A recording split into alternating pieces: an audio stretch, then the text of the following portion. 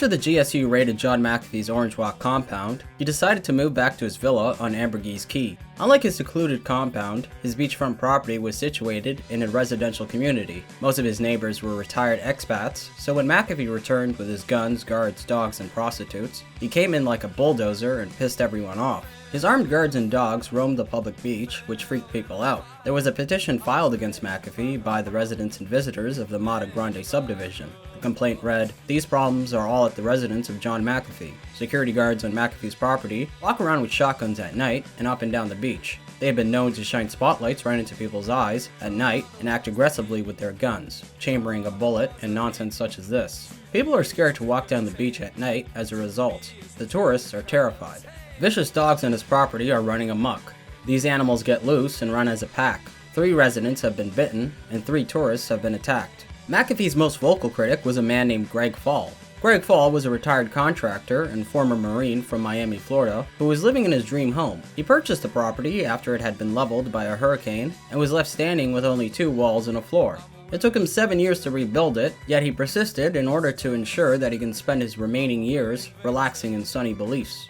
Then McAfee showed up and started fucking everything up. There was a lounge on the beach that Greg liked to visit, but to get there, he had to pass McAfee's property. After many run-ins with the dogs and guards, Fall became fed up. When Fall confronted McAfee, McAfee pointed a shotgun at him and cycled it. Then he said, "Get off my property, or I'll shoot your ass." On November 8th, Fall filed a formal complaint to the mayor's office. When nothing came from that, Fall told people that he would deal with McAfee's dogs himself. On Friday, November 9th, 2012, Joshua Davis received an email from McAfee that at 10:30 p.m., he saw a contingent of black-suited thugs step onto the dock next to his villa and disperse onto the beach. 30 minutes later, his dogs were poisoned. McAfee wrote, "Mello, Lucky, Dipsy, and Guerrero have already died. I had to call Amy to tell her about Mello. She is hysterical." On November 10, 2012, McAfee called Davis to tell him that his dogs were vomiting blood and convulsing on the ground. He had to shoot them to put them out of their misery. That same day, McAfee told people that he would get his revenge. On Sunday, November 11, 2012, at 7:20 a.m., Greg Fall was found dead by his housekeeper inside of his living room. The medical examiner said that the cause of death was a gunshot wound to the back of his head. He was found lying in a pool of his own blood in front of his television, with the back of his shirt pulled over his head and taser marks all over his back. There were no visible signs of forced entry. A 9mm Luger casing was found on the exterior steps of his home, and his laptop and iPhone were discovered missing. McAfee quickly became a person of interest in the case, so the police visited his house to question him, but McAfee wasn't there. On his blog, McAfee claimed that he watched them arrive from the beach, so he quickly dug a hole in the sand and buried himself with a cardboard box over his head so he can breathe. He said he stayed like that for hours until the authorities left. He claimed at the time he had no idea that Greg Fall was dead, and that he didn't know until he returned home and was told by his groundskeeper. McAfee claimed that his initial reaction was shock. He thought that the GSU must have been trying to kill him, but mistook Greg Fall for him instead. He also said that he thought the GSU poisoned his dogs in order to attempt to get him to leave the country. Marco Vidal of the GSU denied his claim. Quote, "This guy amazes me every day. We don't have anything personal against Mr. McAfee. There is no need for us to poison his dogs." When asked if he killed Greg Fall because of the poisoned dogs, McAfee responded with, "The idea that my neighbors may have done it did in fact occur to me. One of them, and the first one was the doctor next door because he lives closest to me. Greg lives way down the beach, and I was even surprised he could even hear my dogs. But both of these, both Greg and the doctor, have dogs, love dogs. A dog owner, a dog lover, is not going to poison anybody's dog under any circumstances. Now, maybe they'd poison me, but not my dogs." Regardless of his proclaimed innocence, McAfee decided to go into hiding, even though he was only wanted for questioning, and there was no warrant for his arrest. In the documentary Gringo, the filmmakers suggested that Eddie "Mac-Ted" McCoy killed Greg Fall on McAfee's behalf. After speaking to McAfee's former caretaker, Cashin Chavarera, they learned that McAfee had cashed and deposit $5,000 into Eddie "Mac-Ted" McCoy's account on the morning after McAfee's dogs were poisoned. On the night of Greg Fall's murder, Cashin allegedly picked McCoy up near Fall's house and then drove him back to McAfee's place. Due to these circumstances, Cashin posited that McAfee had paid McCoy to kill Greg Fall. Then Nanette Bernstein, the documentary's director, questioned Mac-10, who denied everything, and said that he was at his sister's wedding that night. Nanette Bernstein said that although she wanted to check out his alibi, it felt way too dangerous. Later, Amy Emschwiller was detained in connection to the murder of Greg Fall and stated that one of McAfee's girlfriends lured Greg Fall into his house and did a striptease to distract him while Mac 10 approached from behind and shot him in the back of the head. In the documentary, they noted that police did not have DNA testing back in 2012, so although a fingernail was found in Greg Fall's scalp, they had no way to see if it matched Eddie McCoy's. However, Mac 10 told me that after the documentary aired, he was arrested. I was arrested for the murder, but like I said, I got acquitted. None of the evidence didn't match. The prosecution branch, they dropped it before it even got bigger, because they didn't have any evidence that's strong enough to go to court. So they dropped it right away. And found out it wasn't true, or it was a bunch of crap. So why would you go to court looking stupid with a bunch of crap, or take a bunch of crap to court? Or it's just because someone's saying it in a documentary, and when they looked up trying to get any evidence concerning it or from the documentary, nothing matched what the guy said wasn't true, right? Because first of all, if you wired $5,000 to someone's account, they should have record of that money. They went to check, there was no record. Then my alibi was at the wedding. There was several people that know me. Everyone there, little neighbors, friends, family, and everyone did came out and speak out that I was there. So, that's a overwhelming amount of people talking on my behalf that I was at the wedding because it was my sister's. So why would they lie, right? And they did our investigation and found out that I wasn't there, so they couldn't go ahead and charge me and pin it on me, so they had to release me. By then, it was a few years after their initial investigation, and the Belizean authorities now had a way to test his DNA. He told me that the results came back as negative, and also that his alibi checked out. Moreover, the $5,000 was never documented as being wired to his account. He said that he's currently involved in a civil suit against the documentary filmmakers. I emailed the Belizean Police Department to confirm Mac 10's statements, but I'm still waiting for their response. If they get back to me, I'll stick you an update in the comments below. Do you think that McAfee killed Greg Fall? I'm not. McAfee I'm not sure. Me personally, I don't think he can kill anyone personally. He just carry guns, but I don't think he even know to use his. So I'm not sure about that. Do you think he hired some people to beat and publicly execute David Middleton? Well, that's the next thing. I heard about it, but it's hard to say. There was a lot of story about it, but no one knows the truth. But could be. CBS 5 reporter Joe Vasquez in the newsroom with a strange tale of the software multimillionaire who may be in trouble with the law. Joe? Yeah, and this is such a bizarre situation. In fact, several reporters who've interviewed him in recent days describe him as erratic and eccentric. And he's recently been keeping company with gangsters. Now, John McAfee is on the run, refusing to talk to the police about the murder of his neighbor.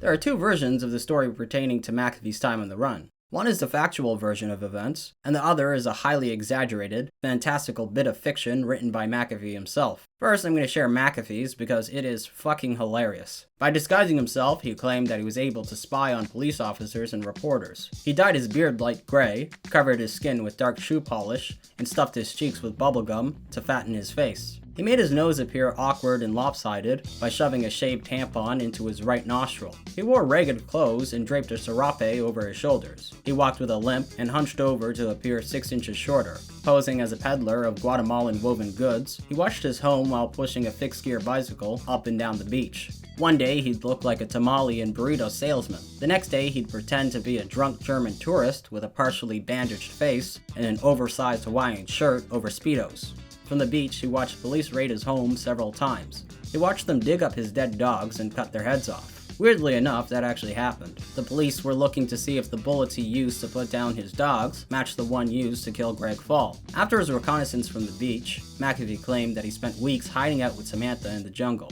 He said that they moved every 4 hours to throw off their pursuers. He hid by laying on the floors of taxis and sleeping on mattresses infested with lice. McAfee wrote that he had been preparing for his escape since the GSU raided his compound in April of that year. He claimed that he began a 6-month surveillance operation with the help of a network of people who could not be followed. He said that he gained access to secret government information by donating 75 cheap laptops to government officials that were installed with keystroke logging software. He said that he hired the mistresses of government officials to bug their homes and offices. He also claimed that he had access to the donated laptop's webcams and microphones. By doing all of this, he claimed that he was able to stay one step ahead of his pursuers at all times. Additionally, he said that he uncovered a massive human trafficking conspiracy between the Belizean government, Hezbollah, and the Los Zeta cartel. Apparently, the Belizean government was issuing passports to Hezbollah terrorists in order to infiltrate the United States with individuals having links to terrorist organizations. While, quote, Hezbollah is using the Zeta drug transportation network to transport something similar in weight and size to the drugs that the Zetas know so well how to slip into the States. In return, Hezbollah is providing know-how to the Zetas in advanced weaponry. I'm not making any of this up. By late November of 2012, he was off to Guatemala with 2 Vice magazine journalists, Amy Emschwiller, Samantha, a guy named Keith, and his driver, Tom Mangard. McAfee wrote that he used subterfuge to thwart the Belizean government's effort to capture him. He said that he had advanced teams driving ahead of him and reporting activity at checkpoints. He claimed that one of the advanced team drivers was a man who legally changed his name to John McAfee 30 years prior and had been acting as his double ever since. His other plan to pass checkpoints involved the rain. McAfee had a hunch that the Belizean authorities never did anything whatsoever while it was raining. He wrote that because of the rain, they passed all checkpoints without being stopped. He also posted a photo of an officer leaning on the hood of a car with others huddled inside. I can't comment on the veracity of the Belizean authorities' supposed allergy to rain, but there is one thing that I can confirm that McAfee actually did do. While driving towards the southern border, he did trick the press into believing that he was arrested in Mexico, and there's footage of him doing this. He was arrested with a fake ID, and so you cannot give them the name of that ID. He got arrested with a fake ID, so they don't know that it's him that they have. Okay, so that was something, right? Needless to say, it's mostly bullshit. So now it's time to go over the real story. After Greg Fall was found dead, McAfee did go into hiding, but definitely not in the dense jungles of Belize. Instead, he sat cozy in a motel for the next 3 weeks. Rather than keeping a low profile, McAfee did everything in his power to acquire as much attention as possible. And to see how McAfee, who is, well, listen, let's go back to 2012. He's a hardcore drug addict at this point. He's just effed up out of his mind. And he's on the run. He's like, holed up in some cheap motel on the outskirts of Belize City. And most people would be absolutely losing their marbles. And here's a guy who's like, okay, Tom, go get me a whole bunch of burner phones. I'm going to start calling international journalists and turning this into a sensation, which he did. Yeah, his escape. When he wasn't even, I mean, think about it. There wasn't even an arrest warrant out for him. And he's like, I'm on the lam, and he's spinning this whole narrative about this, which is ridiculous. But how many journalists have any knowledge of like how Belize, where even Belize is, let alone how the government works? And this idea that like Belize is like this super efficient police state with like SWAT teams poised on the top of every coconut tree. Yeah. I mean, the whole thing was just so ludicrous, but it was such an education in how to hack the media. He was on the phone nonstop with Joshua Davis, who live tweeted every development. Then he made a blog and a Twitter. On November 17th, he wrote a total of 5 essay-length entries onto his blog. The first one was an introduction, but instead of writing about his time on the run, he chose to accuse Jeff Wise of cheating on his wife with a young woman who was part of McAfee's inner circle back when Wise was covering McAfee's aerotrekking days. Oh, yeah. Yeah. I think he might have done that more than once. He did that while he was on the run. Yeah. He did something like, oh, yeah, that's what you're talking about. Yeah, I don't know why. I mean, I know why he attacked me in the first place. I mean, that was pretty, understandable. Why he retracted it, I don't know. I mean, he certainly isn't worried about liability or anything. I mean, I should say it's not true, but I don't know. That was a weird thing. 9 days later, McAfee posted a submission with a headline reading, "An apology to Jeff Wise," which was followed up by, "I have erroneously accused Jeff Wise of improper behavior on a reporting trip that he did to my flying ranch in New Mexico." His online presence confused those following the story, who wondered whether McAfee might unintentionally expose his location due to his overwhelming online presence. He responded with, "I founded one of the largest computer security firms in the world. Of course I won't let my IP address be known." After countless Twitter and blog posts, McAfee embarked on a press junket. He spoke to Alex Jones. And he is on with us today. Sir, thank you for reaching out to us. Joe Rogan. Hello? Hello? Mr. McAfee. Yes. It's Joe Rogan. How are you, sir? CNN. Did you kill Greg Fall? I barely knew the man, and why would I kill him? He was a neighbor that lived 200 yards down the beach. Do you really believe that this is a vendetta by the government of Belize to take you down and kill you? Absolutely so.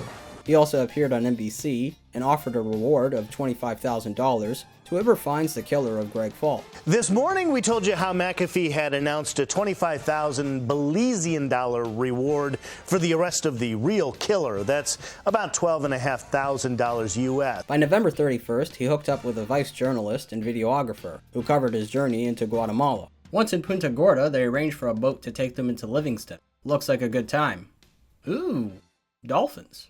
Then they traveled into Fronteras, and finally into Guatemala City. Once in Guatemala City, the guys from Vice, editor-in-chief Rocco Castoro, and videographer Robert King put together an article with a headline that read, "We are with John McAfee right now, suckers." They also posed for a picture together, which turned out to be a huge mistake. Someone noticed that the photograph still contained GPS location data embedded by the phone that took it. That person then tweeted, "Check the metadata in the photo." Oops. Soon the world knew John McAfee's exact location, which was poolside at the hotel and marina, Nanawana, in Izabal, Guatemala. In response, McAfee tried to bluff his way out of it. He claimed that he knowingly disclosed his location in order to throw his pursuers off of his tail. After Robert King from Vice went online to echo his assertion, Matt Honan of Wired.com wrote that he followed an egregiously stupid action with a far worse one. By lying for John McAfee, King, a photojournalist, was intentionally aiding and abetting a fugitive. Vice later put out a statement saying that it wouldn't comment about its reporting of the McAfee case. After having his location exposed, McAfee relocated to another hotel. There he met with Samantha's uncle, a lawyer and the former Attorney General of Guatemala, Telesforo Guerrera, who he hired. While enjoying a delicious-looking breakfast, McAfee had some kind words to say about Samantha. She is a remarkable young woman. I love her very much, and we are getting married. So, unfortunately, you will have a potential criminal in the family now. Then he went for a haircut and had his gray roots touched up. After all, he had a press meeting to attend, so he had to look presentable. He told press that he planned to seek asylum in Guatemala and to share documentation proving the intense corruption at all levels of the Belizean government.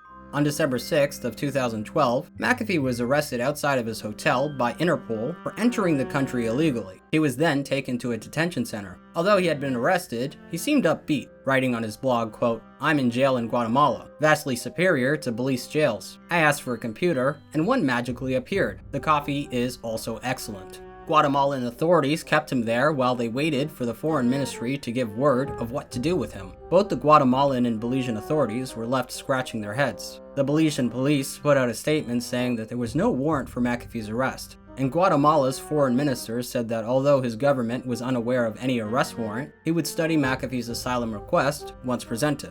According to an unnamed source in the Guatemalan government, there was no reason to detain Mr. McAfee because there was no legal case against him pending in the country. It was unclear why McAfee even sought asylum in Guatemala, since there were no restrictions on his travels, so he didn't even need special status to stay in the country. The Prime Minister of Belize, Dean Barrows, summed it up succinctly.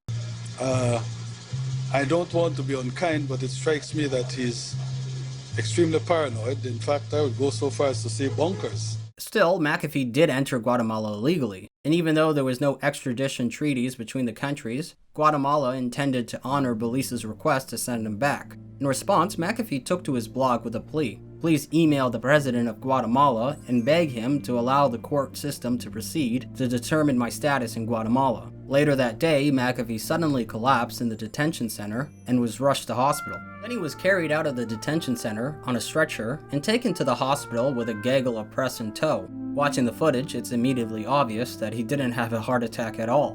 Regardless, it was reported that his lawyers said he suffered from 2 mild heart attacks. His hospital stay was brief. The doctor who examined him said he was fine. His heart rhythm and blood pressure were normal, and he appeared to only be suffering from high stress.